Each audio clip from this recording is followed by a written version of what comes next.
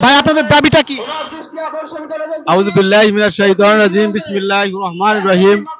বাংলাদেশ স্বতন্ত্র ইবতেদায়ী মাদ্রাসা আমরা দীর্ঘদিন 40 বছর যাবত বেতন ভাতা থেকে বঞ্চিত। আমরা দীর্ঘদিন যাবত বাংলাদেশ স্বতন্ত্র ইবতেদায়ী মাদ্রাসার বিভিন্ন দায়িত্ব পালন করে আসছি, কিন্তু সরকারের পক্ষ থেকে আজ পর্যন্ত আমাদেরকে কোনো বেতন ভাতা এবং সরকারি কোনো সুযোগ সুবিধা আমাদেরকে দেন না। এবং আমরা সকাল 9টা থেকে বিকাল 4টা পর্যন্ত আমরা আমাদের কোমলমতি ছাত্রদেরকে আমরা শিক্ষা দিয়ে থাকি। সরকারি বিভিন্ন রকমের দপ্তরে আমরা আমাদের অনেকগুলো দায়িত্ব পালন করে থাকি, কিন্তু আমরা বাংলাদেশ স্বতন্ত্র ইবতেদায়ী মাদ্রাসার কোনো শিক্ষক আজ পর্যন্ত সরকারের পক্ষ থেকে আমরা কোনো বেতন ভাতা পাই না। আমরা বেতন ভাতা না পায়ে আজকে আমরা পরিবার পরিজন নিয়ে আজকে মা বাবাদেরকে নিয়ে আমরা মানবতার জীবন যাপন করছি। সেই জন্য অন্তর্বর্তীকালীন সরকারের কাছে আমাদের একটাই দাবি, আমাদেরকে সরকারিভাবে এই স্বতন্ত্র ইবতেদায়ী মাদ্রাসাকে জাতীয়করণ করে দিয়ে আমাদেরকে এই কনকনা শীতের মধ্য থেকে এবং আমাদের এই বাংলাদেশের জাতীয় প্রেস ক্লাব থেকে আমাদেরকে মুক্ত করে বাড়িতে আমাদের পরিবার পরিজনের কাছে পৌঁছে দেন। প্রিয় দর্শক, আপনারা শুনছিলেন ইবতেদায়ী মাদ্রাসার শিক্ষকেরা এখানে উপস্থিত হয়েছেন। তারা কিন্তু আসলে চরম বৈষম্যের শিকার। দীর্ঘ 40 বছর ধরে তাদের জাতীয়করণ থেকে শুরু করে সরকারি যে সুযোগ সুবিধা এরা কিন্তু পায় নাই।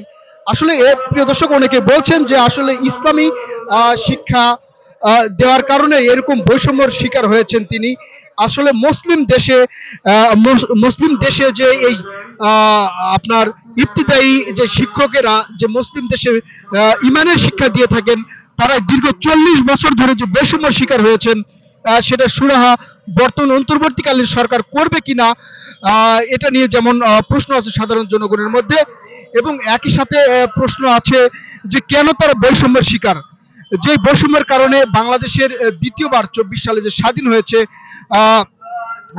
5 আগস্ট যে স্বৈরাচারী সরকারের পতন ঘটেছে, সেই পতন ঘটার পরেও কেন তারা বৈষম্যের শিকার, এটাই আসলে এখন জানার বিষয়। প্রিয় দর্শক, মুসলিম দেশে যে মুসলিম শিক্ষা অর্থাৎ ইমানের শিক্ষা, কোরআনের শিক্ষা যারা দিয়ে থাকেন, তারা কেন বৈষম্যের শিকার হবে, এমনটা প্রশ্ন যেমন জাতির কাছে তারা করতে চায়।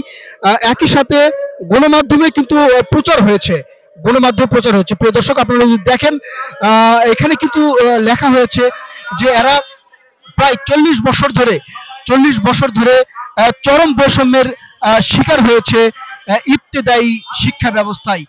প্রিয় দর্শক, বৈষম্যহীন বাংলাদেশে কেন বৈষম্যের শিকার হচ্ছে এই সকল প্রাণপ্রিয় মুসলমানেরা, তারা যেই শিক্ষার ব্যবস্থা গ্রহণ করেছেন, মানুষকে যেই ইসলামের পথে আহ্বান করেছেন, যারা মানুষকে ধর্মের পথে আহ্বান করেন, যারা মানুষকে ন্যায় পথে নিয়ে আসেন, অন্যায়ের পথ থেকে বিরত রাখার চেষ্টা করেন, তারা কেন বৈষম্যের শিকার হবে? প্রিয় দর্শক, এটাই যেমন জাতির কাছে তারা প্রশ্ন করছেন। একই সাথে গণমাধ্যমেও প্রচারিত খবরে দেখা যাচ্ছে যে এরা আসলে চরম বৈষম্যের শিকার, 40 বছর ধরে বৈষম্যের শিকার। প্রিয় দর্শক, এরা আসলে এই ইবতেদায়ী শিক্ষকেরা যে একজোট হয়েছেন এবং তারা বর্তমান সরকারের কাছে অর্থাৎ অন্তর্বর্তীকালীন সরকার ডক্টর ইউনূসের কাছে তাদের আবেদন, তিনি যেন এই বৈষম্য দূর করে তাদের যে সরকারি সুযোগ সুবিধা দেওয়ার কথা, যে সরকারি যে অন্যান্য শিক্ষক যারা আছেন প্রাথমিক শিক্ষা বা অন্যান্য শিক্ষা ব্যবস্থার যে ব্যবস্থা আছেন, সেই ব্যবস্থায় অর্থাৎ সরকারি আওতায় যেন তাদের সেই ব্যবস্থা গ্রহণ করা হয়। এই বিষয় নিয়ে কিন্তু তারা এখানে কয়েকদিন ধরে অবস্থান করছেন। প্রিয় দর্শক, আপনাদেরকে যদি একটু দেখানোর চেষ্টা করি যে আসলে এই যে ধর্মপ্রাণ মুসলমানেরা, যে ধর্মপ্রাণ শিক্ষকেরা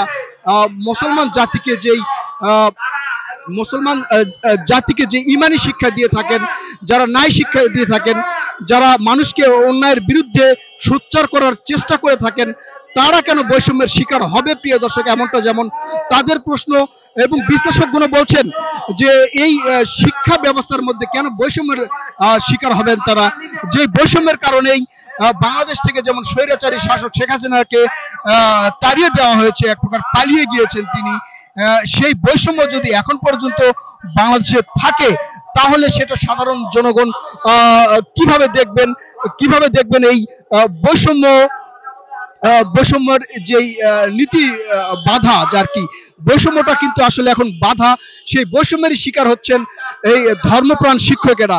শুধু একদিন দুই দিন নয়, দীর্ঘ 40 বছর ধরে তারা চরম বৈষম্যের শিকার হয়েছেন, এমনটাই জানিয়েছেন যেমন গণমাধ্যম, একই সাথে জানিয়েছেন শিক্ষকেরা। তারা এখানে অবস্থান করছেন এবং এই অবস্থান করার ক্ষেত্রে তাদের কাছ থেকে যে সরকারি পর্যায়ে অর্থাৎ সরকারের নীতি নির্ধারকেরা তাদের কাছে এসেছেন কিনা আমরা আসলে সেটা জানার চেষ্টা করব। আপনারা এখানে কতদিন ধরে অবস্থান করছেন? 3 দিন যাবত। এই 3 দিন অবস্থানের মধ্যে সরকারি পর্যায়ের অর্থাৎ নীতি নির্ধারকেরা কোনো আশ্বাস দিয়েছেন আপনাদের? না, আমাদের কোনো আশ্বাস দেয় না, কিন্তু আমাদের প্রথম দিনে আসছিল, আসে না, আমাদের যেতে বলছিল, আমাদের 6 জন সদস্য গিয়েছিল, তারপর আমাদের কোনো এখন পর্যন্ত আমাদের কোনো দিক নির্দেশনা আসে না। আপনাদের যে প্রতিনিধি সরকারি দপ্তরে গিয়েছিল, তারা কি আশ্বাস নিয়ে এসেছেন, তাদেরকে কি বলা হয়েছে? আমরা এখন জাতীয়করণ ছাড়া আমরা এখান থেকে যাব না, আমরা এদের আমাদের অ্যাকচুয়ালি আমাদের নীতি এটা আমাদের 100% আমাদের দিতে হবে জাতীয়করণ, এছাড়া আমরা এখান থেকে মাঠ ত্যাগ করবো না। না, আপনাদের যে প্রতিনিধি গিয়েছিল সেখানে তারা কি বলেছেন, সরকারের পক্ষ থেকে কি বলা হয়েছে? না, আমাদের তারা গেছিল, অনেক বৈঠক করছে, তা আমাদের পরবর্তী আমাদের কোনো কিছু জানানো হয় নাই।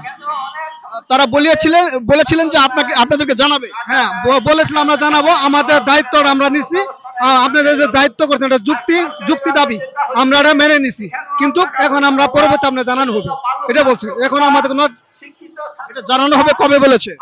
এটা এখন আমরা শিওর না। এটা প্রিয় দর্শক, আসলে চরম বৈষম্যের শিকার এইসব শিক্ষকেরা, যেমন 3 দিন ধরে প্রেস ক্লাবে অবস্থান করছেন। এর মধ্যে ওনাদের প্রতিনিধি দল কিন্তু সরকারি দপ্তরের সাথে যোগাযোগ করেছেন এবং সেখানে তাদেরকে আশ্বাস দেওয়া হয়েছে যে আপনাদের বিষয়টা যৌক্তিক দাবিটা মেনে নেওয়া হবে, এমনটা বলেছেন। কিন্তু আসলে এখন পর্যন্ত মেনে নেওয়া হবে, কখন মেনে নেওয়া হবে, কিভাবে মেনে নেওয়া হবে এই বিষয়ে তাদেরকে জানানো হয়নি। তারা আসলে এই বৈষম্যের শিকার হয়ে থাকতে চান না। তারা জাতীয়করণ না হওয়া পর্যন্ত এখান থেকে যাবেন না, অর্থাৎ তাদের ধর্মঘট অবস্থান চলতে থাকবে, এমনটাই জানাচ্ছেন। প্রিয় দর্শক, আপনাদেরকে আবারও জানানোর চেষ্টা করি, আসলে এই বর্তমান বৈষম্যহীন বাংলাদেশে বৈষম্যের যে শিকার, তারা এখন এই বৈষম্যের শিকার কতটা গ্রহণযোগ্য, জাতির কাছে গ্রহণযোগ্য, কতটা সাধারণ জনগণের কাছে গ্রহণযোগ্য হবে বলে মনে করছেন? প্রিয় দর্শক, আপনারা আসলে বিষয়টা আপনাদেরকে এইভাবে জানানোর চেষ্টা করছি। আপনারা আমাদের সাথে থাকুন এবং দেখতে থাকুন। আর এই বৈষম্যহীনতায় আসলে বৈষম্য দূরীকরণের বিষয় নিয়ে আপনারা অবশ্যই মূল্যবান মতামত কমেন্ট করবেন। প্রিয় দর্শক, আপনারা আমাদের সাথে থাকুন, দেখতে থাকুন। আর একটা বিষয় আপনাদের জেনে রাখি যে এরা কিন্তু প্রায় 40 বছর ধরে বৈষম্যের শিকার। এরা এই অন্তর্বর্তীকালীন সরকার ডক্টর ইউনূসের প্রতি একটা আশা নিয়ে এখানে অবস্থান করছেন। আমাদের পক্ষ থেকেও আমরা আসলে এদের আশা পূরণ হোক এমনটাই চাচ্ছি। প্রিয় দর্শক, ধন্যবাদ।